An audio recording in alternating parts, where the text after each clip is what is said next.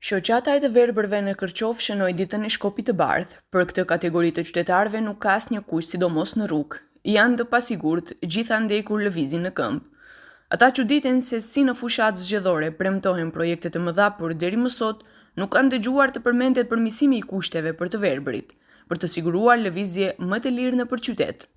Deri tash nuk kemi pas, kemi ditë gjithë opinioni, kemi munduar ti plotësojnë ata kushtin në shpresë që na kanë premtuar që do të plotësohen personat, si për shembull parqindje nuk ka të mjaftueshëm për personat me hendikep.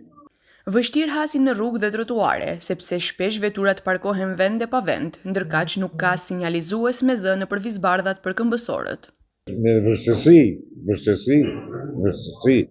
Gjithashtu kemi apeluar deri ke kryetari i komunës dhe komunës së Kërqovës të vendohen signale me zë, si në qytetet tjera.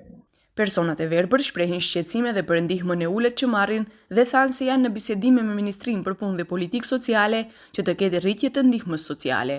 Kujtojmë se kjo shoqatë ka qëndruar në një zyrë me kushte të mjerueshme, por tani gëzojnë një zyrë të re në ambientet e komunës së vjetër.